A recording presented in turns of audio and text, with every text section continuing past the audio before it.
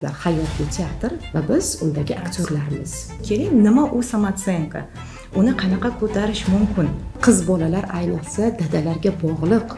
O'zi harakat qilib nimagadir erishganida erkak kishini Samatsenkosi oshadi. Keragidan ortiq muhabbat bilan bo'g'ib qo'yishadi. Farzandingizni tushunmayotgan bo'lsangiz, kelisholmayotgan bo'lsangiz, o'zingizni ana o'sha yoshingizni eslang. Yonimizda turadigan psixologimiz Ota-onamiz. ota-onamiz bo'lishadi. Assalomu alaykum badavlat ayollar, go'zal ayollar, omonmisiz? Hafta o'tib yana sizlar bilan birgamiz. Bir hafta davomida Rayhon Arifjonimni bugungi mehmonimiz kim bo'ladi deb juda ham ko'p savol beribsizlar. Keling, sizlarni qiynamasdan bugungi mehmonimiz bilan sizni tanishtirsam. Bugungi mehmonimiz Dadaxo'jayeva Feruzaxon Avazqizi. Assalomu alaykum. Assalomu alaykum. Studiyamizda xush ko'rdik. Rahmat. Marhamat, o'zingizni tanishtirsangiz. Ismim Feruza Avazqizi. 91-yilda tug'ilganman, oilaliman, 3 nafar farzandim bor. Hozirgi kunda psixolog bo'lib ishlab kelyapman. Birinchi mutaxassisligim o'zi Kamoliddin Bekzod rassomchilik va dizayn institutini, liboslar bo'yicha dizayn fakultetini bitirganman. Ikkinchi mutaxassisligim esa Nizomiy nomidagi pedagogika institutini amaliy psixologiya yo'nalishida o'qiganman. Feruzaxon, birinchi mutaxassisingiz haqida gapirdingiz. Bu albatta ayollarga, qizlarimizga juda ham yarashadigan kasb. Hattoki meni katta qizim ham bu yo'nalishda bir boshqacha shiddat bilan o'qiyapti. Nega ikkinchi yo'nalishni ham tanladingiz? To'g'risini aytsam, o'zi juda ham qiziquvchan odamman. Har xil sohaga, nafaqat bu ikkita, balki juda ham ko'p sohalarda o'zimni sinab ko'rganman va nima uchundir psixologiya meni juda ham tortgan o'ziga. Va kirishib ketganman shu yo'nalish bo'yicha. Qarasam, insonlarga foydam tegyapti va bundan xursand bo'lganman. Qalb tortadi-ku o'zi. Shunaqa bo'lib kirishib ketdim mana shu yo'nalishga. Bugungi mavzuyimiz o'ziga bo'lgan ishonch haqida. Hozirgi kunda Samatsenko haqida juda ham ko'p eshityapmiz. Nimaga aynan bugun mana shu mavzuda gaplashamiz? Haqiqatdan ham Rayhon opa, hozirgi kunda juda ham ko'pchilik insonlar Samatsenkoni ko'tarish kerak degan gaplarni eshityapmiz va o'zi keling, nima u Samatsenko? Uni qanaqa ko'tarish mumkin? O'zi ko'tarish mumkinmi? Uni ko'tarish uchun nimalar qilish kerak? Men o'ylaymanki, aynan mana shu mavzu juda ham ko'pchilik ayollarga manzur bo'ladi deb o'yladim. Marhamat. Xo'p, Samatsenko so'zi o'zi o'zini baholash deydigan bo'lsak, lekin har bitta inson, men o'ylaymanki, Alloh uni mana shu dunyoda yaratgani uchun ham u mukammal. Uni solishtirishning iloji yo'q insonga. Va o'ziga bo'lgan ishonch deb nomlasak, menimcha to'g'riroq bo'ladi. Har bitta inson o'ziga bo'lgan ishonchini oshirish uchun avval u o'zini kimligini bilish kerak. Ya'ni mani Samatsenkam pastligi, ya'ni o'zimga bo'lgan ishonchim pastligi, bu aslida buni tagida o'zimga bo'lgan aybdorlik hissini kuchliligi hisoblanadi. Hozirgi kunda nima qilishyapti? Ko'pchilik ayollar tashqi narsalarga ko'proq e'tibor berishyapti. Ya'ni sun'iy narsalarni ko'paytirib yuborishyapti. Men chiroyli bo'lsam, go'zal bo'lsam, qimmatbaho kiyimlarni kiysam, xuddiki Samatsenkam ko'tariladi deb o'ylashadi. Yo'q, aslida bu narsa ichimizda, biz ichimizni, holatimizni to'g'rilashimiz kerak avvalambor. Bu tashqi narsalar esa xuddiki inson o'zini o'zi chiroyli upakovka qilib qo'yayotgandek-da va u zar qog'ozlar baribir eskiradi, chiriydi va aslimiz ko'rinib qolaveradi. Bu zar qog'ozlar baribir ochiladi vaqti kelganda. To'g'ri aytyapsiz. Shuning uchun faqat tashqiga e'tibor berish muhim emas. Ayol kishi borib o'ziga $500 yoki $1000 kiyim olib kiygani bilan uni Samatsenkosi ko'tarilib qolmaydi. Nimaga? Sababi ana o'sha narsadan ayol ichi qiynaladi. Men shu pulni boshqa narsaga ishlatsam bo'lardi. Bolamni bog'chasiga yoki nimagadir ishlatsam bo'lardi-ku. Men shuncha pulga kiyim oldim deb agar ichi qiynaladigan bo'lsa, bu unga Samatsenkoni bermaydi. Nabarot, teskariga, ya'ni minusga ishlaydi. U battar aybdorlik hissiga kirib ketadi. Feruzaxon, bilasizmi? Men siz bilan bugun tanishganim yo'q. Bugun mana shu studiyada ko'rishganim yo'q. Biz siz bilan sal avvalroq tanishganmiz. Bir katta tadbirda siz bilan ko'rishib qoldik va siz meni chaqirib Rayhon opa deb tanishganimizda o'zingizni shunday tanishtirdingiz. Men Feruzaxon Avaz qiziman dedingiz. Bugun ham hattoki insonlaringizni tekshirib olayotganimda Dadaxo'jayeva Feruzaxon Avaz qiziman deb yana bir bora ta'kidlab o'tdingiz va buni bot ta'kidlayapsiz.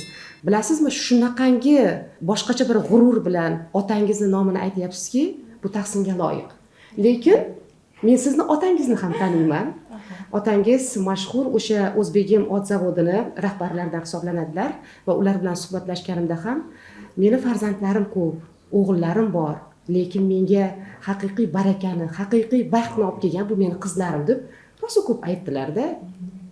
Nima deb o'ylaysiz? O'sha otangizni sizga bo'lgan mehri, otangizni sizga qarashlari, sizni san'atsangizni mana shunday yuqori bo'lishiga sababmi? Albatta, 100% deya olaman. Ayniqsa psixologiyani o'rganganimdan keyin bu uchun adamlardan juda ham minnatdor bo'lganman. Haqiqatdan ham ada qiziman. Adajonim bolaligimizdan menga chertish u yoqda tursin, men umuman qattiq gaplarni eshitmaganman. Mendan qaysidir xatti-harakatimdan norozi bo'lsalar ham onamlar orqali aytganlar-da. Onamlar sani deb men gap eshitiraman deb gapirardilar-da. O'zingga aytmanglar deb hech qachon qattiq gapirmaganlar. Hech qachon ko'zimizga qarab turardilar. Biz ham xuddi shunaqa ularni juda ham yaxshi ko'rib, hurmat qilib, ko'zlariga qarab turamiz. Hozir ham juda ham men nima desa bo'ladi, men uchun dunyodagi ideal inson bu meni adamlar bo'lganlar. Juda ham mehrim boshqacha, juda ham yaxshi ko'raman odamlarni. Mana shu qarashni, mana shu o'zgacha mehrni siz turmush o'rtog'ingizdan topa oldingizmi? Boisi bejizga aytishmaydi. Kuyovlar otalarga o'xshagan bo'ladi, kelinlar qaynonaga o'xshagan bo'ladi deb baribir qizlar otasiga o'xshagan insonni qidirishga harakat qiladi. O'shanaqa mehrni, o'shanaqa oqibatni kutadi. Qizlar, o'g'il bolalar esa onasiga o'xshagan qizlarni baribir qidirar ekan. Bejizga aytilmaydi, o'sha tuprog'i bitta bo'ladi deb. Har doim turmush o'rtog'imga ham aytib turaman, chunki bizning ikkita qizimiz bor. Dadasi gapirayotganda sal pastroq gapiring, qancha gapingiz bo'lsa menga gapiring deydi. Menga gapiring deyman. Chunki qizlar o'sha baland ovozda gapirilishga, ortiqcha tanbeh berilishiga o'rganib qolmasligi kerak. Sizni dadangiz juda ham to'g'ri ish qilgan ekanlar. To'g'ridan to'g'ri murojaat qilmasdan o'zlarining e'tirozlarini onangiz orqali bildirganlari. Chunki qiz bolaga otasini gapi qattiq ta'sir qilar ekanda, juda ham qattiq ta'sir qiladi va bu munosabat keyingi hayotida o'z ta'sirini ko'rsatadi. Ha, shuning uchun men hozir sizdan so'radim, shu otangizni mehrlari, otangizni o'zgacha muhabbatlari turmush o'rtog'ingizda namoyon bo'lganmidi? Qarang, haqiqatdan ham bejizga aytishmas ekan, mana psixologiyada otani o'rni juda ham katta, ayniqsa qiz farzandini oldida deyishadi. Bu meni hayotimda 100% o'z isbotini topgan. Boshida qiynalganman, Rayhon opa, to'g'risini aytsam, turmush o'rtog'im bilan munosabatga kirishishda. Nimaga deganda, keyin tushunib yetdim buni ham. Men adamni qidirar ekanman-da, turmush o'rtog'imdan ham xuddi otamdek bo'lishlarini talab qilar ekanman-da. Lekin ular emas, lekin ular xuddi shu aytganingizdek, lekin ular otam emas, ular alohida shaxs. Meni turmush o'rtog'im ekanliklarini ham mana shu psixologiyaga kirib kelganimdan keyin juda ham qattiq tushunib, anglab, hamma narsani sekin to'g'riladim desam bo'ladi. Va ta'siri shundaki, turmush o'rtog'im ham doim ko'nglimga qaraydilar.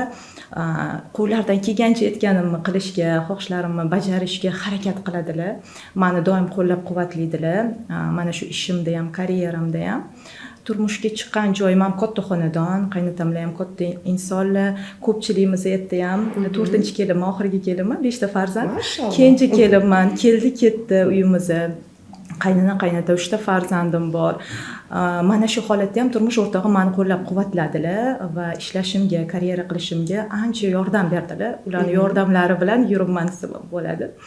Va haqiqatdan ham otadan mehr ko'rgan, muhabbat ko'rgan qizlar kelajakda inshaalloh 100% baxtli bo'lishar ekan deb ayta olaman. Sizni samootsyenkangizga mana shu holatlar qanday ta'sir qilgan? Bilasizmi, Rayhon opa, aslida o'zi samootsyenka, ya'ni o'zimizga bo'lgan ishonch bu bizni bolaligimizdan shakllanib borar ekan. qachonki biz farzandlarimizga munosabat qilganimizda ularni, ayniqsa qiz bolani shaxsiyatiga tegib urishmasligimiz kerak ekanda. San qo'lingdan kelmaydi, san ikkichimisan, san to'ppoymisan, qila olmading, solishtiruvlar, opang unaqa, san bunaqa, qorachasan, menga o'xshamading, shu kabi farzandlarimizni shaxsiyatiga tegilgan so'zlar ularni mana shu o'ziga bo'lgan ishonchini, bahosini pasayib borishiga olib keladi. Va bu kelajakda juda ham katta ta'sir ko'rsatadi. Shuning uchun ham hozirgi kunda ko'p ayollar mana shu narsa bilan qiynalishadi. Sababi turmush o'rtog'idan xohlashadi-da, turmush o'rtog'i menga e'tibor bermaydilar, sovg'alab bermaydilar, qaynonam unaqa, qaynotam bunaqa. Aslida muammo hozirgi vaziyatda emas.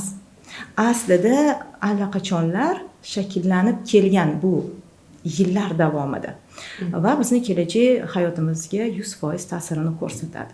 Ko'p holatlarda ayollarga e'tibor beraman deb o'ylanib qolaman. Aslida ko'p kosmetologlarga borib siyratini o'zgartirayotgan ayollarni ko'p ko'ryapmiz. Ya'ni labini keragidan ortib shirib yuborishi, yuz shakllarini o'zgartirish, kipriklar o'stirish, qoshlarni tatuaj qilish, kerak bo'lsa tanani o'zgartirish. Ha, bu holatlarni juda ham ko'p ko'ryapmiz. Men hozir o'sha yuzida turgan, ko'rinayotgan holatlarni aytyapman. Tanani gapirmasa ham bo'ladi. Hozir tiq tegmagan joyi qolmayapti. Meni fikrimcha, bu shaxsiy fikrim, odam o'zini qabul qilmaganligidan bo'lib chiqadi, ya'ni samootsyenkasini pastligidan bo'lib chiqadi. Siz bu holatga qanday qaraysiz? Albatta, o'sha boshida aytib o'tganimdek, biz tashqi omillar bilan o'zimizni chiroyli yasab qo'yganimiz bilan, chiroyli upakovka qilganimiz bilan muammo hal bo'lmaydi. Va u albatta eskiradi, qog'ozda aytganingizdek tushib ketadi. Yana ichimiz ko'rinib qolaveradi, ya'ni aslimiz ko'rinib qolaveradi. Aytib o'tganimdek, inson yaralgani uchun ham u mukammal. Alloh har bir insonni go'zal siyratda yaratdi. Faqat muammo shundaki, biz o'zimizni qabul qila olmayapmiz borimizcha. Va bu yana o'sha bolaligimizga borib taqaladi. Ya'ni bizni yaqin insonlarimiz, ota-onamiz, atrofimizdagi yaqinlarimiz, ustozlarimiz, san xunuksan, sani bo'ying past, san qorachasan, ammangga o'xshading, otangga o'xshading, menga o'xshab oppoqqina bo'lmading, xuddiki sani noto'g'ri Alloh yaratdi. Aslida tegini ko'rib chiqsang, kimga e'tiroz?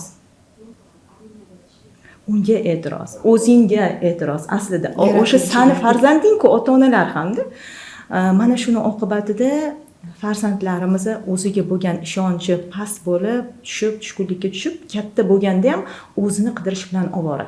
O'zini yasash bilan ovorada, xuddiki har bitta bizni yaqinlarimiz, ayniqsa ota-ona farzand uchun eng yaqin inson.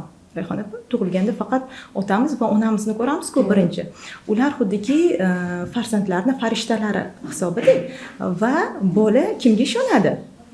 Ota-onasiga, to'g'rimi? Chunki ular eng yaqin insonlari. Bola o'ylab qoladi. Mani eng yaqin insonim, o'zidan yaratgan insonim mani xunuksan deyaptimi? Eplolmaysan deyaptimi? Demak, bu haqiqat. To'g'ri, ota-onalar atilabdan qilishmaydi. Ongsiz ravishda qilishadi. Farzandini baxtsiz bo'lishini hech qaysi bir ota-ona xohlamaydi. Lekin men o'ylaymanki, hozir shunaqa ilmlar bor. Hozir o'rgansa bo'ladi. Va ota-onalar imkon qadar farzandini shaxsiyatiga tegmasdan urishlarini maslahat beraman. Mana hozir bizni avlod bilan sizni avlodni solishtiradigan bo'lsak, siz baribir mendan ancha yoshsiz. Bizni bolaligimizda bizni ota-onamiz tan olib aytish kerak, juda qattiq qo'l bo'lishgan. Ko'chadan shu sudrab olib kirishardi. Aytganlar aytgan, degan. Shaxsan men dadam bizni qanchalik yaxshi ko'rsinlar, qanchalik bir boshqacha muhabbat bilan sevmasinlar, baribir ko'zlariga tik qara olmasdik. Bitta deyishlarini o'zi yetardi. Hech qachon urishmaganlar. Bitta sizlar bo'ldi deydi-da. Ko'z qarashlarida bitta ovozlari bilan shunaqa o'chirib qo'yardilar. Lekin biz qo'rqqan bo'lishimizga qaramasdan ular bizni boshqacha yaxshi ko'rishardi. Aytmoqchimanki, vaqt ko'p ajratishardi bizga. To'g'ri, ular ishlashardi. Vaziyat boshqacha bo'lgan. Oldin baribir anchagina mushkulroq bo'lgan hayot tarzi. lekin shunday bo'lishiga qaramasdan parklarga olib borish deysizmi, o'tirib o'ynash deysizmi, mehmondorchilikka borishmi, hozir hamma narsa onlayn bo'lib ketyapti. Eng qulay vaziyatda bolani qo'liga telefon beriladi, ish bitdi, ortiqcha gaplashish ham yo'q. Vaholanki maktabdan chiqdi, bog'chadan chiqdi, bola bilan institutdan chiqdi, institutdan chiqqan farzand ham hali bola aslida. Yo'lda ketayotganda aslida 3 daqiqa ekan. 3 daqiqa gaplashilish kerak, eng kerak bo'lgan vaziyat. O'sha paytda kuning qanday o'tdi, vaqting qanday o'tdi, atrofingdagi do'stlaring bilan munosabat qanday desa, 3 daqiqa ichida bola hamma narsani aytib berar ekan va kerakli bo'lgan emotsiyani berib, sizdan kerakli bo'lgan mehrni ola olar ekan. Lekin shu narsaga kelib qoldikki, o'sha mashinada ketayotganda ham bola bilan suhbatlashmasdan, garchi siz rulda bo'lsangiz ham xayolingiz telefonda bo'lib qoldi-da. Shunaqa to'g'ri aytasiz. Siz bu holatga qanday qaraysiz? Mutaxassis sifatida. Bu ayanchli holat deb ayta olaman. Biz baribir farzandlarimizni kelajagiga mas'ulmiz. Farzandlarimiz uchun vaqt ajratishimiz kerak. Aslida Rayhon opa, mana shu dunyo bu teatr va har bir inson undagi aktyorlar. Va har bir ayolni o'z rollari bor. Bu ayollik roli birinchi o'rinda, onalik roli, farzandlik roli, turmush o'rtoqlik, ya'ni ayollik roli va hokazo. Demak, biz ona bo'lganimizdan keyin onalik rolimizni ham qoyillatib qo'yishimiz kerak. Mana siz o'zingiz aktrisasiz va rejissyor sizga rol beradi. Mana shu rolingizni imkon qadar siz chiroyli, qoyilmaqom zo'r qilib ijro etishga harakat qilasiz, to'g'rimi? To'g'ri, bir paytni o'zida 3-4 ta proyektlarda ham ishlagan paytimiz bo'ladi. Ya'ni bittasida biz ma'suma ayolni o'ynagan bo'lsak, ikkinchisida shaddod ayolni o'ynagan bo'lishimiz kerak. Ya'ni bir proyektdan ikkinchi proyektga o'tayotganimizda biz rolimizni unutmasligimiz kerak. Qayerda biz qanday rol ijro etishimiz kerak. Hayot ham xuddi shunaqa ekan aslida Rayhon opa. Har bir inson unga berilgan, topshirilgan rollarga mas'ul va chiroyli uni imkon qadar ijro etishni qoyil qilish kerak. Ijro etish uni mas'uliyati deb bilaman. Onamning bir chiroyli gaplari bor. Sen hayotdagi rolingni yaxshi ijro etgin, qolgani yaxshi bo'lib ketadi deydilar. Endi biz 3 ta qiz, bitta o'g'il bo'lganimiz uchun juda ham ko'p takrorlaydilar-da bu gapni ona sifatida. Endi baribir hech bir ayol qizlarini qaytib kelishini yoki yig'lab kelishini xohlamaydi. Shuning uchun aytadilarki, mana siz aytgan gapni biz bolaligimizdan eshitib kelamiz.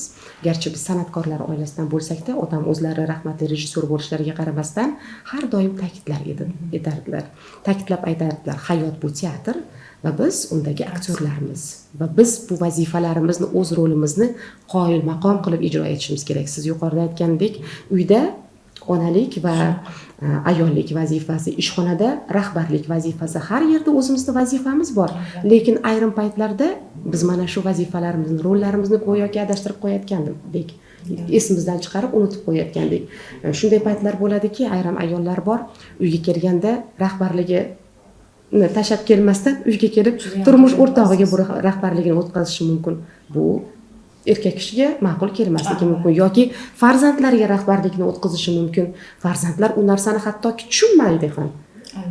Ishxonadagi vaziyatni ular qayerdan bilishsin yoki jizaki bo'lib kelgan bo'lsa, farzandlariga, uydagilarga o'z jahlini sochishi mumkin. Bularni hammasini eshik ortida unutgan holatda boshqa rolda, boshqa qiyofada kirib kelish kerak. Har bitta rolga tushib olish kerak deb bilaman. Ishxonada aytganingizdek rahbarligini qil, oilada ishingni tashab kir. Farzandlaringning oldida his qil onaligingni, onalik roliga kirish. Turmush o'rtog'ingning oldida ayollik rolingga kirish. Hamma narsani, rollarni chiroyli ijro etishni o'rgansak, men o'ylaymanki, muammolar ham ancha kamayadi deb o'ylayman. Hozirgi ko'pgina ayollardagi muammolar mana shu rollarini o'zgartirib qo'yishganida. Turmush o'rtog'lariga ba'zi bir ayollar ona bo'lib olishadi. Ba'zilari farzand, qizcha bo'lib olishadi. Turmush o'rtog'ini yonida ayolni yoni, ya'ni ayol bilan erkak yonma-yon turish kerak. Doim oldiga qarab birgalikda yurish kerak. Bizda hozir ko'pgina ayollar ona roliga o'tib olgandan keyin turmush o'rtog'ini yoni bo'sh qolib ketyapti. Yoki aksincha qizcha roliga o'tib olgandan keyin turmush o'rtog'ini yoni yana bo'sh qolib ketadi. Va ayollarimiz xafa bo'lishadi. Shuning uchun o'z rollarini chiroyli, mahoratli ijro etishlarini so'rab qolgan bo'lardim. Va albatta bunga bilim kerak, ilm kerak. Hozir bu narsalarni o'rgatadigan ilmlar juda ham ko'p. O'zlarining ustida ishlab rollarini chiroyli ijro etishni o'rganishlari kerak deb o'ylayman. Shuning uchun sizga o'xshagan mutaxassislarni biz taklif etib Premium kanalda darslarimizni o'tyapmiz. Keling yana bolalikka qaytaylik va hozir bola misolida bir narsani gapirib bermoqchiman. Endi kattalarim bilasiz, ancha katta bo'lib qolishgan. Ular hozir imkon qadar nima deydi, o'zini kattaroq his qilib, go'yoki uzoqlashishga harakat qilayotgan payti. O'zimizda ham bo'lgan bu holat, o'smirlik payti. Kichkina, baribir kichkina, hali 9 ga kirgani yo'q. Masalan, kun bo'yi uyda bo'lsam ham, u o'zini ishi bilan band, dars qiladi, juda qo'l mehnatini yaxshi ko'radi, telefondan ko'ra nimalarnidir yasashni yaxshi ko'radi. O'zi bilan o'zi band bo'ladi, lekin ko'chaga chiqib ketay deganimda как будто kun bo'yi men u bilan bo'lmadim, kun bo'yi uyda yo'q edimda, yana uyga kirib chiqib ketayotgan, qayerga ketyapsiz, meni tashlab ketyapsiz degan odat chiqarib oldi. Keyin aytdim, nima qilsam bo'lar ekan bu holat takrorlanmasligi uchun dedimda, chiqib ketishimdan avval albatta bolam bilan o'tirib nimadir yasaymiz, nimadir qilamiz. 5-10 daqiqa aslida ular biz bilan ham ko'p o'tirisha olmaydi. O'zlarining dunyosi bor, o'zlarining o'sha kitoblari bor, darslari bor, qiziqishlari bor, multiklari bor. Chiqib ketishimdan avval o'sha 5-10 daqiqa nimadir yasagandek bo'lsak, kun bo'yi vaqtini o'tkazgandek o'zini his qiladi. Qayerga ketyapsiz deyapti hozir.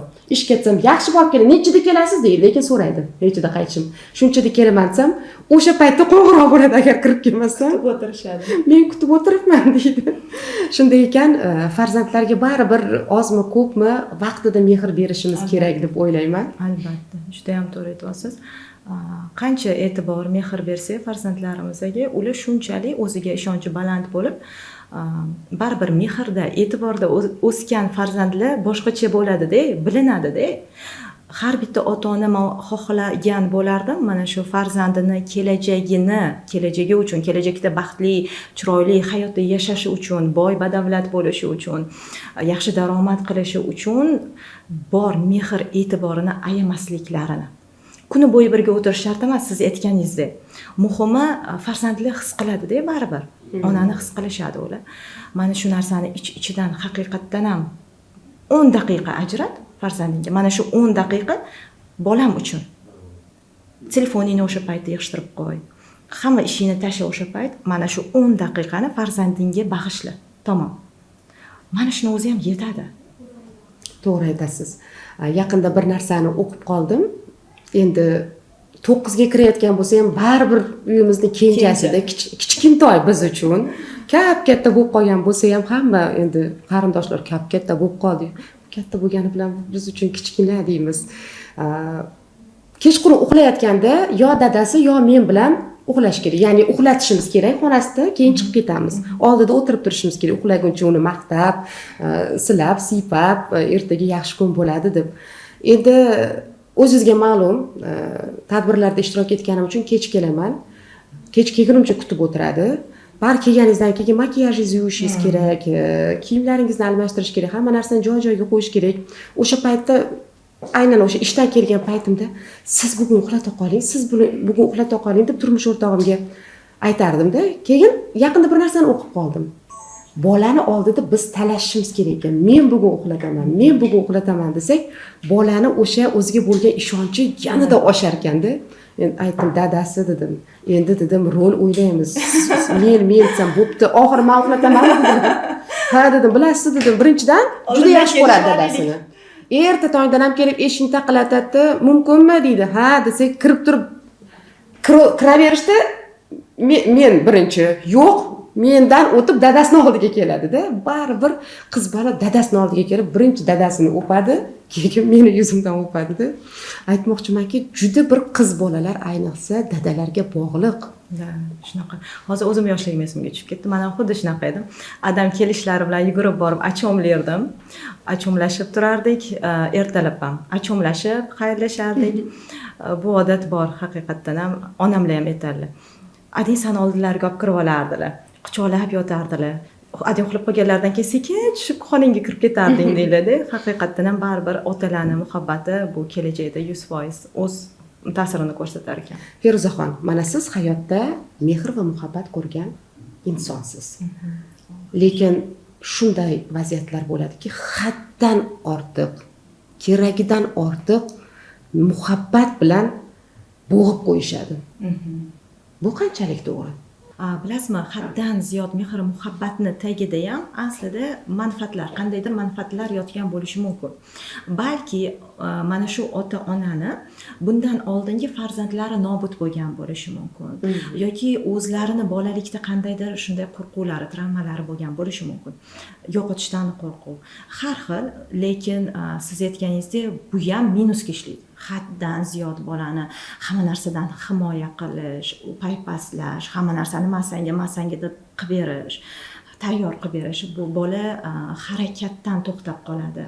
Aytganingizdek bo'g'ilib ketadi, sevgidan bo'g'ilib ketadi va kelajakda ham ayniqsa bu qiz bola bo'ladigan bo'lsa, uni xuddi shunaqa hamma narsadan to'sadigan, yopadigan, himoya qiladigan turmush o'rtoq uchrashi mumkin. Shuning uchun hamma narsa me'yorida bo'lishi kerak deb bilaman va qiz bolalarga sal boshqacharoq yondashilinadi, o'g'il bolalarga ozgina boshqacharoq. Qiz bolani shunchaki u qiz bola bo'lib tug'ilgani uchun ham maqtaladi. Ko'zlaring chiroyli, sochlaring chiroyli, yaxshi qilsan, chiroyli qilsan deb. O'g'il bolalarni esa qilgan ishi uchun maqtashimiz kerak. Biron bir ishni buyuramiz, o'qib keladi, mana kichkinaligidan tuflilarni artib qo'y yokida musora tashlab kel, shunaqa ishlar qilganda voy молодец deb qilgan ishi uchun maqtashimiz kerak ekan. Xuddi shunaqa siz aytganingizda hozir bitta narsani aytib o'tmoqchiman. O'zimni bolaligimda adam meni juda ham erkalab, umuman qattiq gapirmasdan mehrda katta qilgan bo'lsalar, onam ushlaganlar-da, balansni ushlaganlar. Kimdir Shunaqa onam bilan ozgina sovuqqoroq bo'lganlar. Aslida ular unaqa bo'lmaganlar. Ular rollarni taqsimlab olishgan. To'g'ri aytyapsiz, juda ham to'g'ri aytyapsiz. Onam mana bu paypaslashni nima qilmaganlar-da, ular ozgina sovuqqoroq bo'lganlar. Urushmasdilar, urmasdilar. Borasan, kelasan, mana bu chegaralarni o'zlari chiroyli qilib to'g'rilab qo'yardilar-da. O'sha aytganingizdek balans bo'lgan deb o'ylayman. Balans buzilib ketsa ham bu salbiy oqibatlarga olib kelishi mumkin albatta. Agar siz shu yergacha ko'rgan bo'lsangiz, tabriklayman. Siz bilim olishga tayyorsiz. Va bugungi mavzu sizlarga manzur bo'lyapti degan umid etaman. Ushbu mavzudagi maxsus jonli dars premium kanalimizda bo'lib o'tadi. Premium kanalimizga ulanish uchun pastdagi raqamlarga qo'ng'iroq qiling.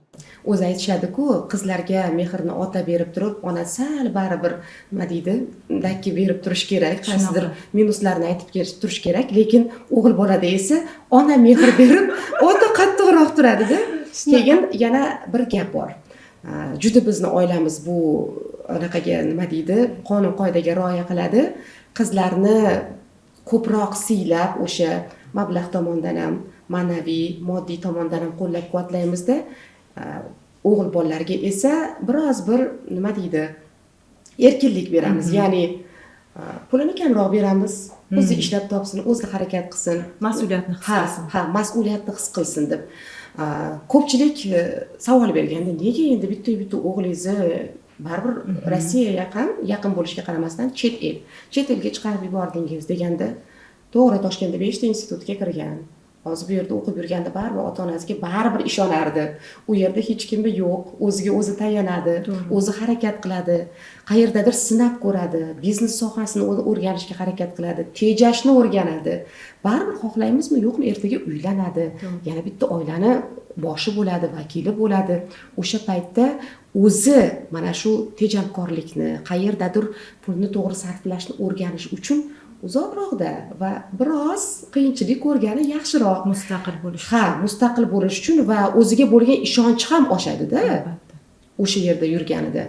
Bejizga aytishmagan-ku, qizlarni to'g'ri yo'lda bo'lish uchun ko'proq mablag' tomondan siylang, o'g'il bolalarni to'g'ri yo'lda bo'lish uchun ko'proq moddiy tomondan tortib turing deb. To'g'ri aytyapsiz. Juda ham to'g'ri aytyapsiz. Haqiqatdan ham o'g'il bola qachonki nimagadir erishganida samotsenkasi oshadi. Biron nimani qoyil qilganida, aytganingizda institutga kirganida, mashina olganida, qimmatbaho soatlar olganida, o'zi harakat qilib nimagadir erishganida erkak kishining samotsenkasi oshadi. Qiz bolani shunchaki borligi uchun maqtashimiz kerak ekan. Shunday ekan, aziz ayollar, hurmatli tomoshabinlar, qiz farzandingiz bo'lsa, albatta ularni haqiqatdan ham shunchaki dunyoga kelib sizni ko'zingizni quvontirayotgani uchun ham maqtab turing. Yigitlarimizni, o'g'illarimizni ham maqtashimiz kerak. lekin baribir biroz ularga jiddiyroq qarashimiz kerak. Yutuqlariga, qilgan ishlariga qarab maqtab поддержка berib turamiz. Feruzaxon, mana sizni 3 ta farzandingiz bor. O'g'il, qiz. Birinchim qiz, ikkita o'g'il. Demak, o'g'il ham bor, Qiz qiz ham ham bor. Ularni tarbiyasida shaxsan siz mutaxassis sifatida, ona sifatida nimalarga e'tibor berasiz? Qizim bilan ko'proq do'st bo'lishga harakat qilaman, chunki u hozir podrostok payti, uni 15 yoshga to'ladi. Imkon qadar uni tushunishga, xohishlarini bajarishga harakat qilaman. Men o'ylaymanki, agar psixolog bo'lmaganimda menga juda ham qiyin bo'lardi. Chunki podrostokdan o'tib o'tganda biz ham o'tganmiz. Mana siz ham bilasiz, baribir qiyinchiliklari bo'lar ekan. Shuning uchun jahlim chiqsa ham o'zimni bosaman. Xo'p, hozir nima xohlayapti bu? Imkon qadar shuni tushunishga harakat qilaman. Zo'r texnika aytib o'tishim mumkin. Onalarga farzandingiz necha yoshda bo'lsa, misol uchun deylik 8 yoshda, 10 yoshda, 15 yoshda farzandingizni tushunmayotgan bo'lsangiz, kelisha olmayotgan bo'lsangiz, o'zingizni ana o'sha yoshingizni eslang. Men 15 yoshda nimani xohlagan edim? Men 15 yoshda onamdan nimani ola olmaganman va nimani olishni xohlaganman. Mana shu narsani eslasangiz, imkon qadar til topishish osonroq bo'lar ekan. Bilasizmi Feruzaxon, aynan mana shu o'tish davrida, endi hozir qizlar haqida gapiryapmiz.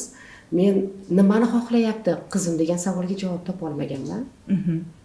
Keyin aytdim, menimcha savolni noto'g'ri qo'yyapman dedim. Keyin boshqatdan savol berdim. Nima demoqchi?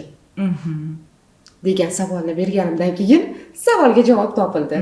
Chunki mana shu paytda o'smirlik davrida xohlashdan ham ko'ra nimanidir deyishmoqchi bo'layotgan bo'ladi. Protest davrida. Mani eshitishmayapti degan narsa bo'ladi. Aslida yaxshilab o'ylab ko'radigan bo'lsak, gormonal o'zgarishlar, bizni o'sha tanamizda har xil o'zgarishlar bo'lyapti. Shu bilan birgalikda katta bo'lyapmiz. Bularni hammasi haligi gadki utsionlikdan lebedga aylanayotgan payti bo'ladi. O'zlari tushunmaydi. Hamma narsa o'ziga xunuk ko'rinadi. Hamma narsani o'zini nima deydi, yopiqroq bo'lishga harakat qilishadi. E'tibor bergan bo'lsangiz, mana hozir siz aynan shu davrni o'tyapsiz. O'zi go'zal. Chunki yoshlik bilan go'zal. Negadir yuzini bekitib olgisi keladimi, hali kengroq o'g'li bolalarcha kiyimlar kiyib keladimi? Go'yoki oversize modada deb qo'yadi. Aslida gap modada emas, o'zidagi tanadagi o'zgarishlarni, gormonal o'zgarishlarni qabul qilish qiyin bo'lyapti-da. U bolalikdan o'smirlik, ya'ni go'zal hurliqo qizga aylanayotganini tushunmayotgan bo'ladi. Keyin tushunib qolganingdan keyin yaxshi bo'lib ketadi degani odam topilmaydi o'sha paytda. Biz ham bu holatda nima bo'lyapti tushunmasdan ayrim paytlarda onalar ham jizzakilik qilib ularga tanbeh berib qo'yadi, urishib qo'yadi. Aytganingizdek o'sha hamiyatiga tegib qo'yadi. Bo'ldi, bu narsa keyin butun umrga esda qoladi. Shu bilan yashaydi. Keyin nima deydi? Meni bu holatga kelishimga siz aybdorsiz. Hozirgi kunda urfga kirgan-ku, modaga kiryapti. Ayniqsa mana boya boshlagandim shu gapni, bizni yoshimizdagi qiz ayollar bilan sizni yoshingizdagi va sizdan keyingilarda hozir juda ham bir urfga aylanyapti-da. Meni bu holatga kelishimga ota-onam aybdor. Meni bu tushkunlikka tushib qolishimga ota-onam aybdor degan gaplarni ko'p eshityapmiz-da. Qarang, zo'r narsani aytdingiz. Hozir mana shu haqiqatdan ham urfga kirib qoldi. Menda travma va bunga ota-onam sababchi ekan. Xo'p, bo'ldi. Bo'lib o'tdi. Sen hozir ulg'aygansan. Hozir bola emassan. Endi nima qilish kerak? U aybdor, bu aybdor deb aybdorlarni topib, shu bilan o'zingni ovutib o'tirmoqchimisan yoki o'zgartirmoqchimisan hayotingni? Mana shu narsani inson aniqlab olish kerak. Ota-onalarimiz ham o'zida borini bergan. Agar men hozir kimdir mendan $100,000 berib tur deb so'rasa, u menda yo'q. Men qanaqa qilib beraman? Bera olmayman. Chunki menda u narsa yo'q. Xuddi shunaqa ota-onalarimiz ham o'zida bilganicha o'zida borini, o'zi ota-onasidan olganini imkon qadar berishgan. Va bu to'g'ri. Va mana shu yo'l bizga kerak bo'lgan aslida. Hozir endi nima qilish kerak? Mana shu narsalarni qabul qilish kerak. Hozir bola emasman. Hozir 7 yosh emasman. Hozir 12 yosh emasman. Hozir 30 yoshdaman. Mani ongim yetadi. Mani kuchim yetadi va men hozirgi holatimda o'sha voqeaga boshqacha baho bera olaman. hozirgi ongim bilan men uni tushuna olaman. Mana shu narsani tushunishimiz kerak va albatta bunga mos terapiyalar bor, buni yo'llari bor. Bunga hech kim aybdor emas, ota-onalarimiz aybdor emas. Men aytaman, hozir yashayapmizmi? Demak, ota-onamiz o'ldirib qo'ymadi. Imkon qadar bizani boqishda, chiroyli tarbiya berishdi, qo'llaridan kelganini berishdi. Bu yog'iga biz mas'uliyatni o'zimizni bo'ynimizga olishimiz kerak. U aybdor, bu aybdor, men aybdor. Har doim kimnidir ayblasak yoki o'zimizni o'zimiz ayblasak, bu mas'uliyatdan qochish. O'zimni, hayotimni mas'uliyatini kimgadir yuklab qo'yish. Unga shu komfort. Albatta. Komfort zona bo'ladi. Albatta. Ya'ni o'sha bolalik rolida qolib ketgan bo'ladi. Bolaligidagi travmalari aslida sen hozir bolalikdan o'sgansan, o'smirsan, katta ayol qizsan yoki erkaksan, negadir o'sha qayerdadir o'zidagi kamchilikni ko'rib qolsa, o'sha orqaga qaytishga harakat qiladi. Va bu taskinlik beradi-da. Bilasizmi? Bu ham baribir o'sha hayotdagi rolga taqalyapti-da. Buning uchun oiladagi har bir insonni o'zini rolini aniq bilib olish kerak. Ota oila rahbari, ona u ham nima deydi, oila boshilaridan va shu bilan birgalikda farzandlar. Albatta. Lekin ming afsuslar bo'lsinki, hozirgi kunga kelib elementar holatni olaylik, birgalikda kechki ovqat yeyish. Bir stol atrofida. Bizni paytimizda, bizni yoshimizda qornimiz ochib ketgan bo'lsa ham hamma chaqirilardi. Qoshiqni ushlab turardik, lekin hech kim ovqatni yeyishni boshlamasdi. Chunki birinchi bo'lib dadam kelib boshlab berishlari kerak edi. Agar dadam bo'lmasalar, onam kelib boshlab berish kerak edi. Shunaqa. Garchi oilada to'ng'ich farzand menman. Mendan keyin ukam Jahongir bo'lishiga qaramasdan, agar onam bilan dadam bo'lmasa, ukam Jahongir boshlab berish kerak. Erkaklik hurmati. Ha. Hozirgi kunda bu an'analar yo'qolib ketayotgandek chog'i. To'g'ri aytyapsiz. Hamma bir-biriga qarab, ko'ziga qarab, kimligini bilib, bu otam, bu onam oldilarida ortiqcha gapirmasdan, chiroyli ovqatlanib, undan keyin duo qilib berganlardan keyin turib ketganimiz yaxshi degan fikrlar bilan biz yashaganmiz-da.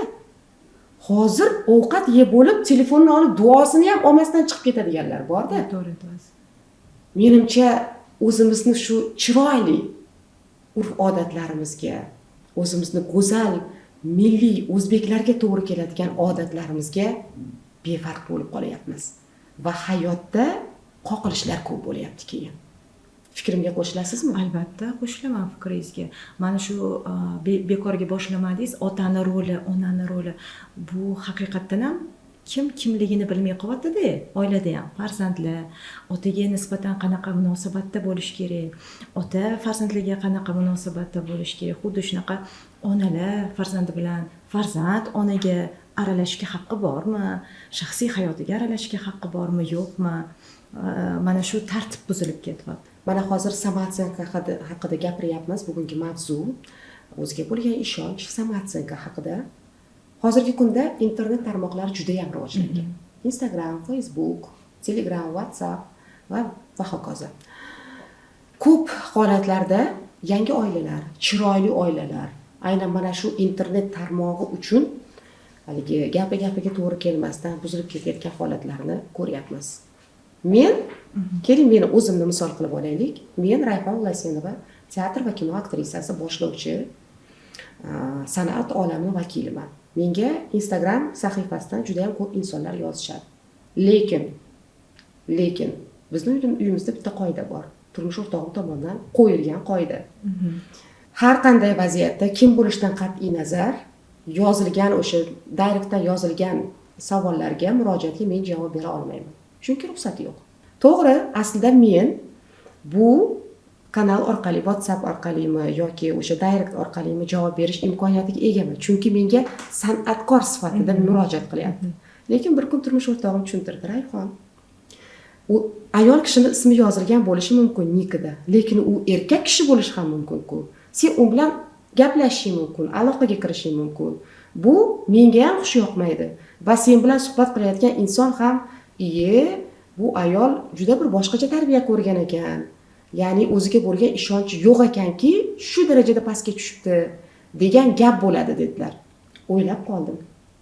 To'g'ri gapiryapsiz dedim. Shuning uchun ko'p holatlarda bekorga ochganim yo'q bu mavzuni.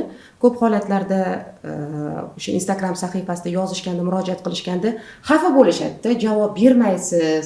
Namuncha bu o'zingizdan ketib qolgansiz, yulduzligiga, kasalligiga uchragansiz deb. Vaholanki har safar bu narsani ta'kidlayman, har safar bu gapni aytib o'taman. Meni o'zimga bo'lgan ishonchim yuqori, turmush o'rtog'imga bo'lgan ishonchim ham yuqori va ularning ham menga bo'lgan ishonchlari yuqori va mana shu ishonchni poymol bo'lishini xohlamayman. Juda ham to'g'ri. Va qandaydir muloqot deb, to'g'ri biz ayol kishi deb o'ylashimiz mumkin. Men hozir o'zimni misolimda aytyapman, boshqa ayollar ham ayol kishi yozyapti, deb muloqotga kirishi mumkin. Keyin hazil-huzul bilan u boshqa odamligini bilib qolishi mumkin va boshlandi. Muammolar. Bir katta nima deydi, tarix, istoriya boshlanib ketdi.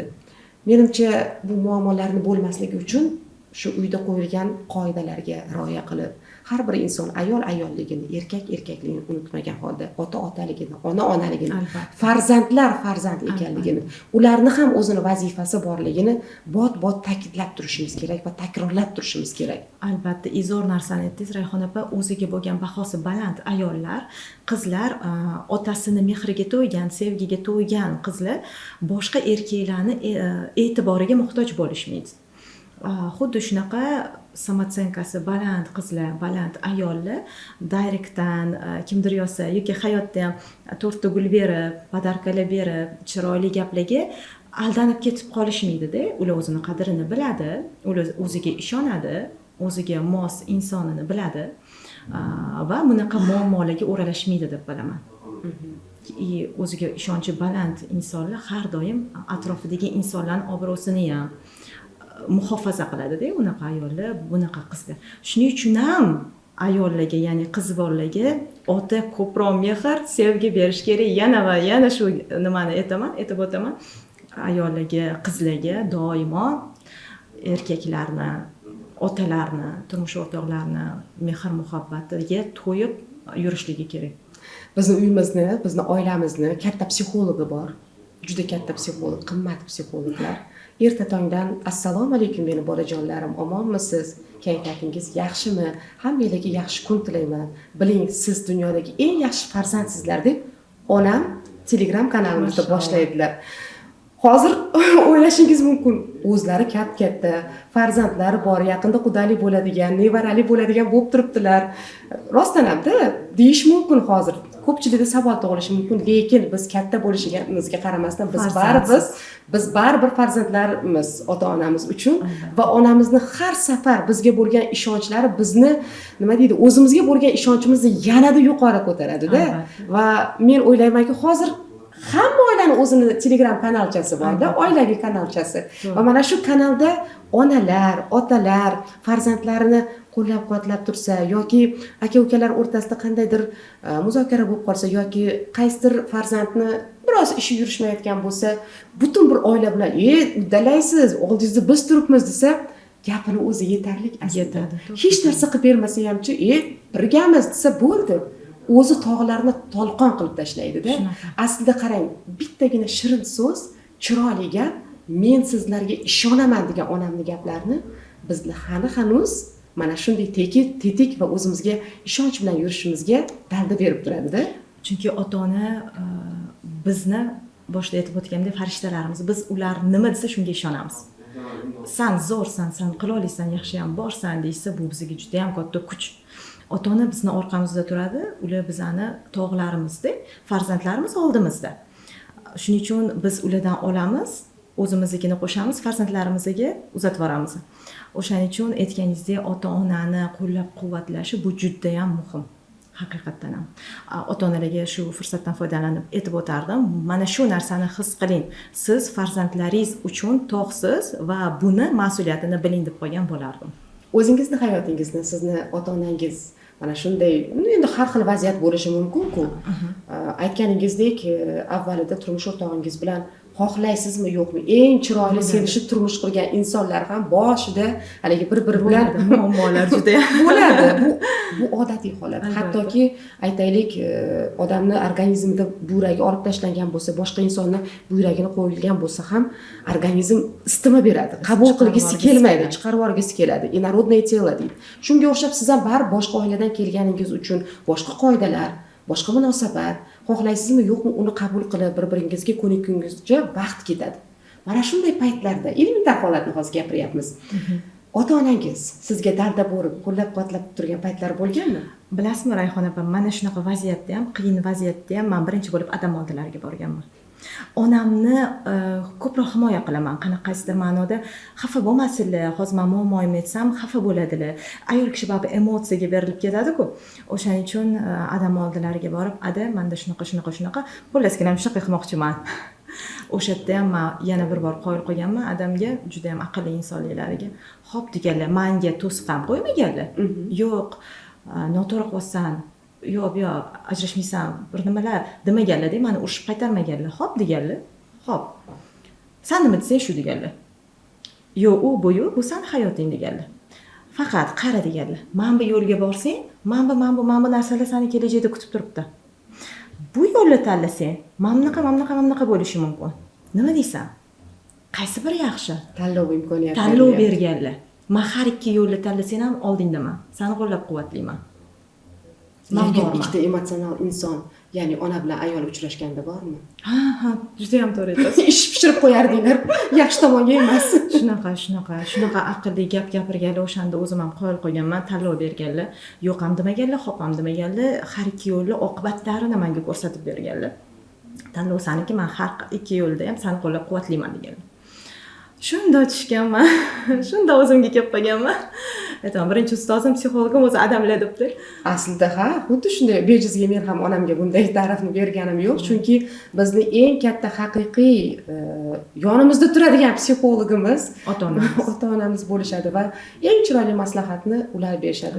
Yana bir bilasizmi, farzandlarda shunday odat borda.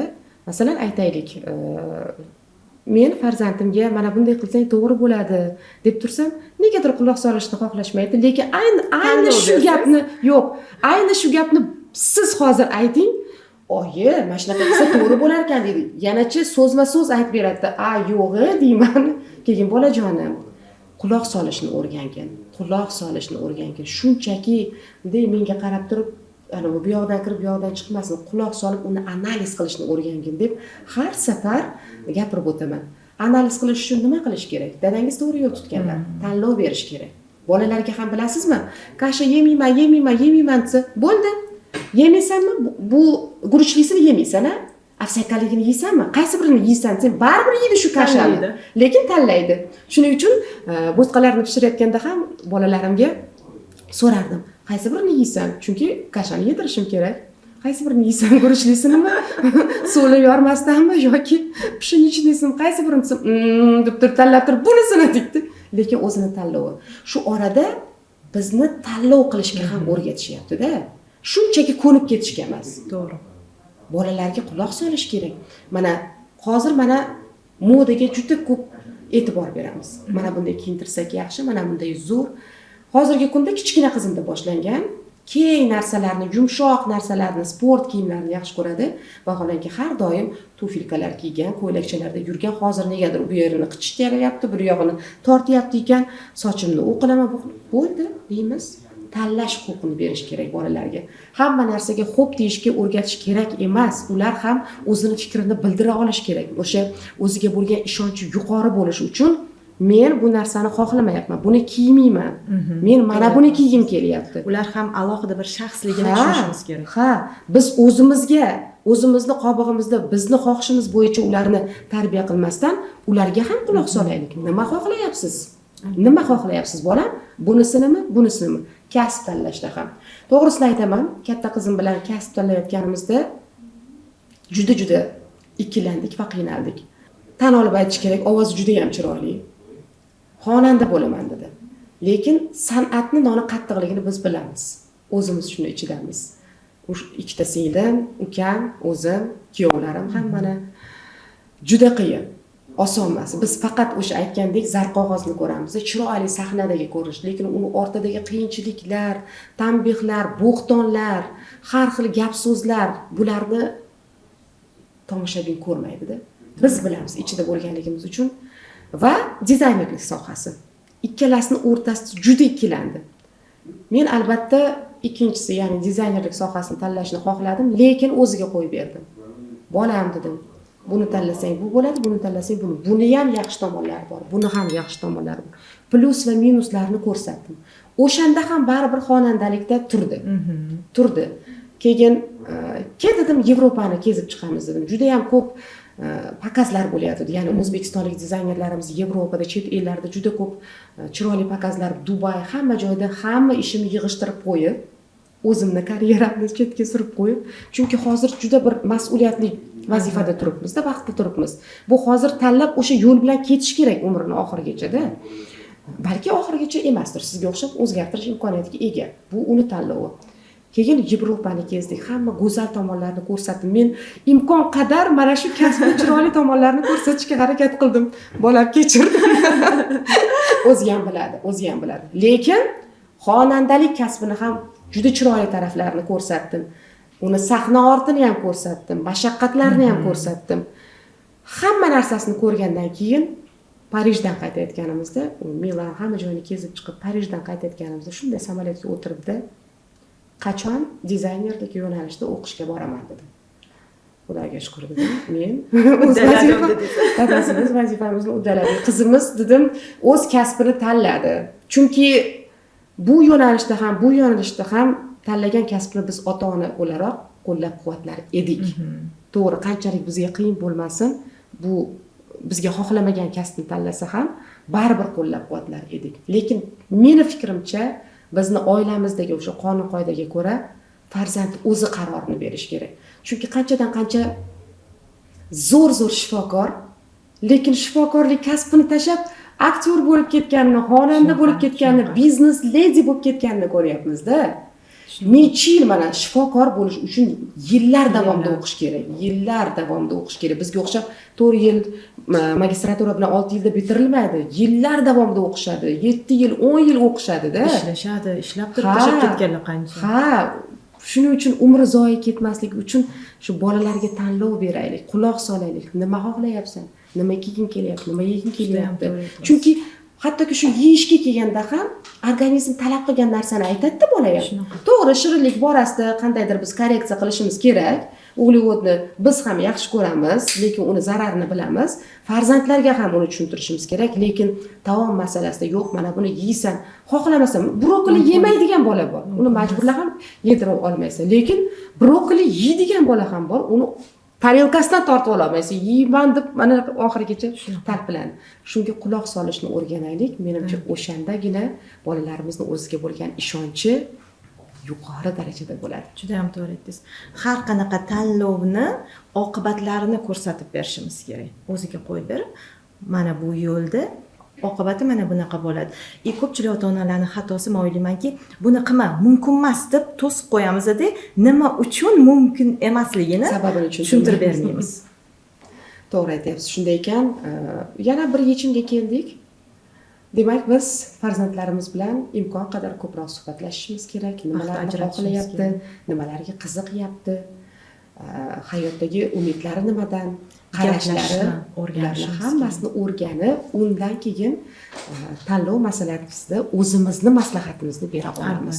Ular uchun tanlab bermaymiz, maslahatimizni bera olamiz. Feruzaxon, juda ham bir boshqacha, samimiy, chiroyli suhbat bo'ldi.